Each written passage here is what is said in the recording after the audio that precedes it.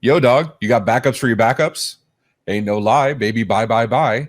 And your Snorlax has evolved into ransomware. Chew. These stories and much more on today's episode of MSP Dispatch.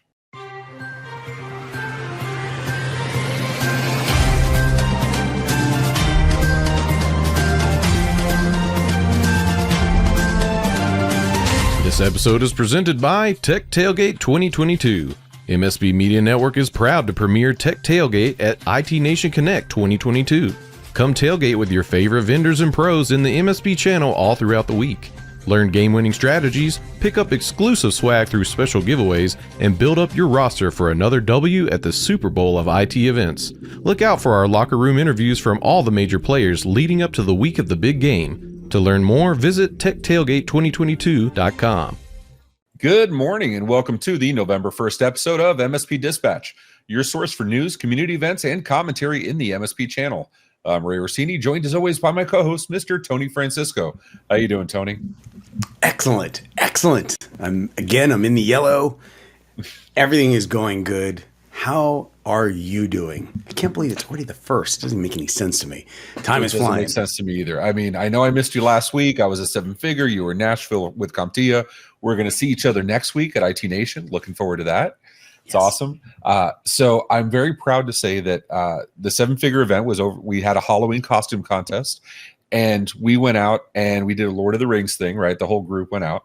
And I was Gandalf, who got confused for Dumbledore, who got confused for Hagrid. It was an emotional event. But we took TikToks of the thing. We walked away with best costume, most original and best costume overall.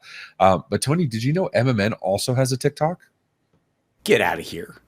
Yeah, we do. We have TikToks where we're taking like parts of the stories from these episodes, other behind the scenes stuff, content that will only be on TikTok. So look in the show notes there for on fleek eyebrows, Tony dancing, and maybe some news.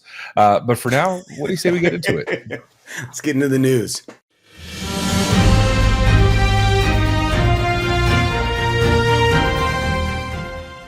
And in our first story from bleepingcomputer.com from Sergio Gatlan, love this author, ConnectWise fixes RCE bug exposing thousands of servers to attacks. ConnectWise has released security updates to address critical vulnerabilities in the ConnectWise Recover and R1 Soft Server Backup Manager, SBM, secure backup solutions. The security flaw is due to an injection weakness described by the company in an advisory issued today as, quote, improper neutralization of special elements in output used by downstream components.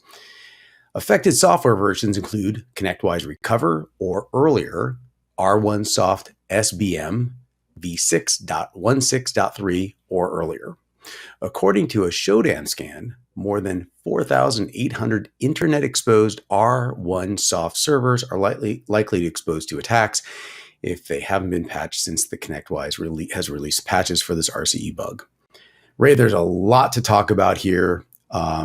You and I have so much input. I don't even know if you and I could cover everything. How could we possibly cover everything between the two of us? So I'm going to do what I always do, which is I'm going to get someone far smarter to talk, so I look good I look good because I'm around him. Let's bring on John Hammond, senior security researcher for Huntress. How you doing, John? Yes. Hey everyone, super good to be here with you. Thanks so much for letting me crash the party. No, thanks for coming on, man. We appreciate it. And obviously, you're going to be part of the Hackett event coming soon, which we're very excited about. And remember, we're still giving away 5 of those day 0 passes for training. So we'll put the links in the show notes. But John, you and Caleb did a lot of research on this. You even released a video. We'll put in the show notes as well. I think Kyle Hanselman's comment was, you made it super easy to follow through, which I appreciate because not all of your videos are easy for me, but this one actually was understandable to a layperson. But to our audience, can you explain what's going on? What is this? What's the impact? Yeah, thank you so much. So some time ago, we ended up catching wind of a tweet, just something, hey, posted out on the Twitterverse. An individual, a researcher, had shared, hey, some screenshots of how an individual or a threat actor or any adversary might be able to bypass authentication in this R1 server, R1 soft server backup manager software, the ConnectWise Recover, and that, hey, on-premise software with R1 soft. It was interesting because this authentication bypass was just that. It was an authentication bypass. But we were a little curious, hey, could that be pushed even further? Could we expand that exploit to do a little bit more damage? Because on a backup manager solution, that could honestly be, hey, a crown jewel for some threat actors. That could be a pretty juicy find. It's probably running with elevated privileges. It likely has a whole lot of devices, computers, and machines connected to it to manage backups. So we wondered what more could be done here. And we spent a little bit of time digging into it. And eventually we got ourselves an expanded proof of concept to offer and allow remote code execution. So the server could be compromised. And then we pushed the envelope even further to denote, oh, all those connected agents, all those computers and hosts that are working and managed through this software, we can run code on all of them just as well. Ouch. So we created a little bit of a flashy demo, some Hollywood style hacking where, yeah, we're pushing ransomware right through your backup server. And seeing some of the info out online, I think Shodan had showed us there were about 5,000 or so public instances or exposed server backup manager solutions. And that's not even including those downstream connected devices. So we wanted to go ahead and keep this safe and secure. We shared this with ConnectWise. We got the proper responsible disclosure efforts, and now a patch has been released. Huge kudos to Bleeping Computer, CRN, TechWriter, and some of the others, hey, helping get the word out. But honestly, we're just pleased that we could get out in front of this, and it's been a great journey working with ConnectWise, hey, alongside and sort of a partnership coordination to get this info out. And I hope that, considering the severity, the impact of this potential vulnerability, I hope this is a great testament for, how we can improve the security landscape together for the future. And that's, as far as this is what you're looking for as a security researcher, right? Like where the vendor is coming together with the researchers to get the word out, affect the resolution, and then actually, communicate it to everybody that's possibly affected. On the opposite side, though, this is the real danger of having all these extra agents on your devices, right? Where they have permissions. And, I was just talking to somebody about, I forget which, I don't want to name the software, but it runs in the user space. So the typical, or ThreatLocker wouldn't catch it because ThreatLocker looks for stuff in the system space, but it can still run actions. Do you have any tips for how MSPs might evaluate software when it requires an agent being put on their end devices? I'll be the first to admit it's hard. I wish I could give, hey, one size fits all answer. But I think it comes down to that transparency. I think it comes down to that communication. I think it comes down to having the conversations and holding partners, vendors, customers, clients, everyone accountable to know how the sausage is made. Ultimately, this vulnerability isn't in that server backup manager software itself. It's only enabled through another Java library. You get sort of like log4j flashbacks, but this was the authentication bypass is in the ZK library. And that was disclosed and fixed some time ago, but we need to pick up the pieces and improve and, hey, get that vendor accountability to get these things patched as they're rolling out. But the big question, was there any Minecraft though? No Minecraft this time.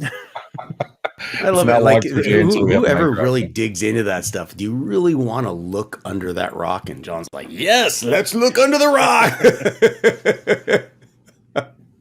I always refer to, I follow Caleb and John and Kyle and all the other geniuses over at Huntress. And I always refer to them as the boogeyman, right? They're the albatross that tells you when the hurricane's coming. So John, I appreciate your work. Both you and Caleb, as always. Huntress is an amazing firm. We'll leave contact information below, as well as a video.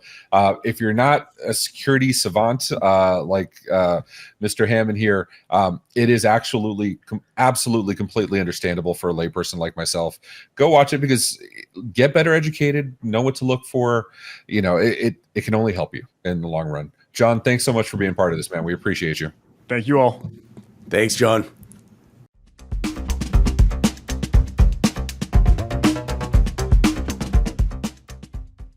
And our second top story of business news, as reported by Emily Peck on Axios.com. Reports indicate the Great Resignation is cooling off. Demand for workers is down as compared to last year. Reports of the incoming recession points to businesses in belt-tightening mode. We've seen hiring freezes and even layoffs. Fewer job openings are noted on the online job boards. This means typically less demand for workers. It also means slower wage growth, as per the article. The article goes on to note that the Employment Cost Index report released last Friday shows wage growth falling in the third quarter while still relatively high. The 5 biggest declines are in areas where remote work took off, including software development, marketing, and data science. There were also a 27% decline in human resource job listings and warehousing. While overall job listings are down 9% this year, they're still 50% higher than pre-pandemic levels. So there's a lot, just not as much as yesterday. So, Tony, last week we talked about an insane amount of cybersecurity jobs that were available. Now we're talking about, and we've talked before about, the declines, the hiring freezes, the layoffs in many cases. Everybody says there may be an incoming recession next year, even though the report we gave last week says there's indication on the economic index that there's not. What the hell's going on, man? Ray, I would love to say that everyone here listening to this can empathize with what we do. And gathering this knowledge is something that we all like to think that we do on a day-to-day basis. And the more educated you become, the more accurate and resilient you are in your just day-to-day decisions. I would challenge that sometimes the amount of research that we do here internally, it becomes almost a burden because you're seeing so much information from so many different perspectives that you're essentially trying to mold something to present to the audience, and we're nip-tucking it down to an inch of its life, and no one really knows what direction is up anymore. And I don't know the answer to this. I think that we have so many different changes occurring at the same point, and I brought this up in previous shows, where we may be experiencing less of an attrition or a degradation of the economy, and it could possibly be more of a shift of the economy and the transition portion of it, to where we saw the Great Resignation, not to be confused with the Great Recession. Check the bloopers, everyone. I would also say that the Great Resignation is also matched with, and the quiet quitting is also matched with quiet firing in some capacity. But you also have massive transitions that are occurring from industries, and we're starting to see the rearing its head of Twitter being acquired. Right, let's get rid of all these tech people. These developers are moving somewhere. It's not like unemployment rate is rising. Unemployment is incredible. The rate is incredible. I believe it's the lowest, from what I understand, since this. I don't want to get into the stats. I've heard so many different points, but it's extraordinarily low right now. So what are these transitions? Where are the transitions occurring? We're pointing out the highlights. Am I afraid a little of the technology, the recession? Yeah, I think we should all be, luck favors the prepared. So we're doing the best that we can to be lucky in the event that this occurs and prepare as much as possible. But I really don't know the answer. And I would love to hear everyone's feedback, because all of the people listening to this are on the very front line. They're seeing things in real time. Ray, I apologize for taking the mic for so long. Give me your input. You got 4 seconds. Go. Poignant, salient Pikachu. I don't know.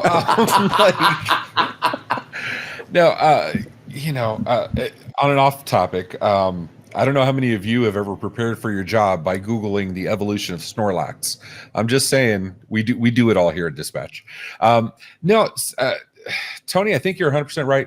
I wonder how this is, because we always monitor, yes, the big enterprises, right? They do these huge movements. That swath across. I'm totally butchering word usage, but they do these giant moves where they lay off 2,000 people at a time. They stop hiring when they have thousands of job openings. The things they do move the boulder in big ways.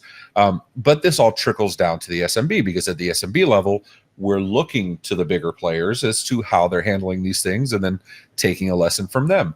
I'm curious to see how the SMBs are going to handle this.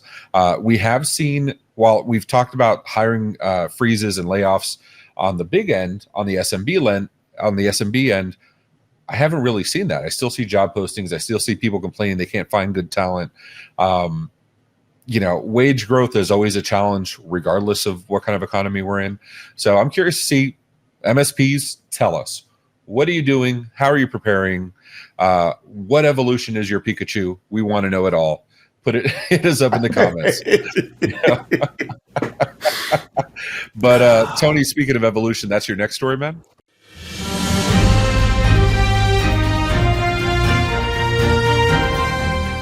Wow. Jumping straight into the transitions in siliconangle.com, a story by Duncan Riley.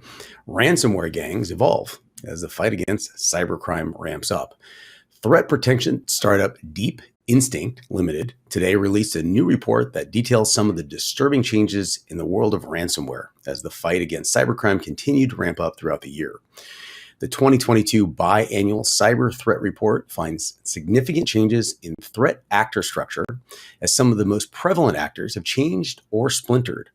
Ransomware gangs, including Lockbit, Hive, Black Cat, and Conti, have either returned in new forms after being knocked offline, or, in the case of Conti, former affiliate groups have emerged with their own operations.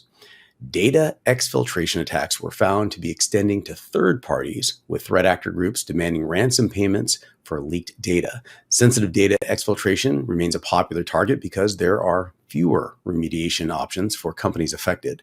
The number of active leaked databases created by ransomware groups is now found to total 17. Ray, first thing I think of is 1.21 gigawatts. 17 data. We're literally talking about the shifts in the previous story, and this is one of those transitions where ransomware groups are being decimated or diluted. They're just popping up in different areas. Give me your thoughts. Should we be concerned about this? Is this something that is growing? Is ransomware going away? So our skills evolve, our knowledge evolves, our tools evolve. It makes sense ransomware is going to evolve, right? Like that's just that to me seems like duh. But like most of the stories we cover, it needs to be said out loud for us to think about it, right? Like it's not a thing that if you sit down and think about it, you're going to say, oh yeah, that's really surprising. It's really surprising. We don't know what's going to happen next year, and we have conflicting stories that say opposite stuff. That's fine. It's going to happen. It's not surprising that ransomware and these tools used by malicious actors are going to evolve over time, and our protections are going to have to evolve, right? Before it was just snap an AV and you're good to go. Now it's snap an AV and a DNS filter and a persistent threat tool like Huntress. You do user training and then still don't trust anybody. You know what I mean? Our practices evolve too, and so that's stuff I like to see. That stuff. I don't mind that ransomware is evolving to become more complex. That's just the nature of the beast, right? Water's going to move, air is going to flow, ransomware is going to evolve. We have to evolve with it, and if we don't, then we get hit, and we become a story on John Hammond's YouTube channel. I was just going to say, I could hear John waking up. He's exhausted, by the way. Waking up, going, what? Oh, it's a new group, all new groups. It's evolved. Go back to sleep. Maybe that's how he talks when he's asleep. Do you think that's how he talks? My only ask is that if he does a video about some ransomware that we caused, he does turn it into a Minecraft game like he did with the Log4j stuff. If you haven't seen that, go see it on his YouTube channel. It's absolutely hilarious. It's good stuff. It's absolutely good stuff. I appreciate that, dude. But yeah, I mean, I don't know if there's much more to say. I mean, we went long on the John story, so I don't mind cutting this one short because it's just a matter of getting the information out there. But we don't have a lot of feedback, or at least I don't have a lot of feedback. You? Stay vigilant, everyone. Understand that you may hear the dilution or the disintegration of a ransomware or a hack group. But rest assured that the hack attempts, the ransomware impact is growing. It's growing. It's growing. Stay alert, stay updated, stay educated.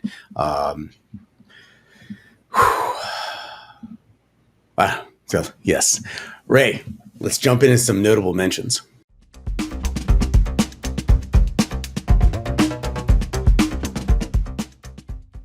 From TikTok all the way to Instagram, our first notable mention is the Instagram outage as reported by 9to5Mac.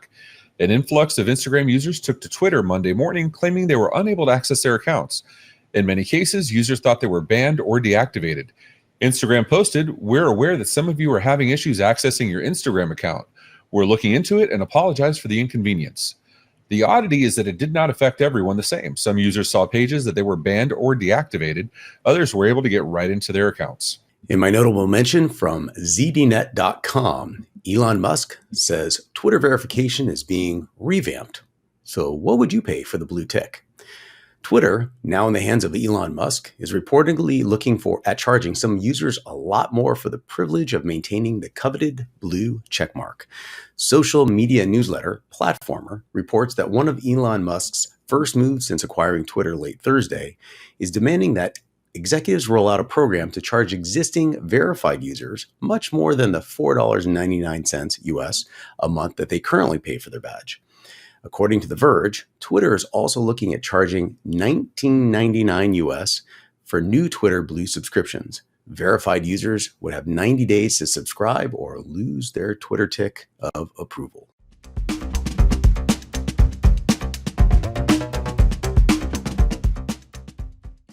And in our community events, 10:30 a.m. Eastern Standard Time, channel program Pitch It, all-star panel featuring Daymond John. On November 2nd through the 3rd, an in-person event, ChannelPro SMB Forums 2022 Southwest. On November 4th at 10 a.m. Eastern Standard Time, MSP Dispatch weekly wrap-up presented by the MSP Media Network. That's Ray and Tony. On November 4th at 5 p.m. Eastern Standard Time, 38 at 38, episode number 6, featuring Daniel Lora. And on November 7th through the 9th, an in-person event, Acronis CyberFit Summit 2022 in Miami, Florida. And finally, on November 9th through the 11th, an in-person event, IT Nation Connect by ConnectWise in Orlando, Florida. Those of you that attended Huntress's Hack It 2021 or any of the previous sessions will be delighted to know they're back at it. And joining me to talk about it is Mr. John Hammond, the senior cybersecurity researcher over at Huntress. What we like to bring with Hack It 2022 is a lot of education, hands-on experience, and interactive stuff to get you in the know about what threats are out there. We are diving into 3 different sessions during the content days, November 15th and 16th. So you have 2 chances to catch the content. And then on top of that, you guys have a pre-day event also, right? So what we call Day 0 is a hands-on hacking training lab. Cutting through code, slinging exploits, a lot of fun and very cool stuff. MSP Media Network is actually going to give away 5 of the 0-day licenses. We'll put the information below, but absolutely we invite you guys to sign up for Hack It 2022. Excellent. See you soon. All right. So I love that music, by the way. All right. So how'd you like today's show? If you liked it, hit that thumbs up button. If you didn't, flip it and reverse it. That's all I'm going to say, so you don't unlike it. And if you want to hear more, go ahead and hit that subscribe button on YouTube or your favorite podcatcher. Did you know we also have a Discord? We have a TikTok. We post stories. And on our Discord, you can propose your own or vote on which ones we'll cover. As my friend Rich Banky says, make sure to tell a friend. As Tony says, ha ha ha ha, you did a blooper again. Also be sure to follow. Also be sure to follow us on social media at MSP Media TV. Have any questions? Email news@mspmedia.tv for answers on the next episode, or leave us a voicemail 833 MSP Network. Tony, we lived, we laughed, we loved, we cried. We maybe evolved into a new Pikachu. I say that's a pretty good episode. I think so. I all the episodes are amazing, man. I mean, people don't realize all the backroom stuff that happens in the bloopers. And sometimes we come back on, like you see the quick switch in the face, and both of us, one of us looks really red. One of us looks like we've been crying because we were crying. We were sweating from all the bloopers, and we got through it, and it comes out seamless, frictionless, pure art on the front, but on the back. Kind of funny. Oh, we're dying laughing. It makes it that much better when I'm watching the editorial review, and then it comes out on the podcatcher, and I watch that too, and I laugh just as much every single time. Tony, thank you so much, dude. We'll see you on the next one. Take care, everyone.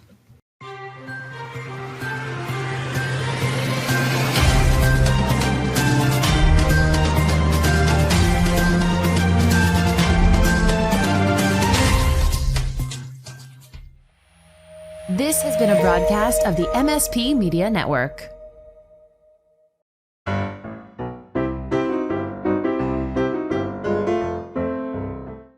ConnectWise has released a security update to address I just really starting out to the gate. Glad it's you and not me, man. Just right into the wall. Right into the wall. It was just going to go. I'm like, dude, I'm going to flow through this. There's going to be no blooper reels.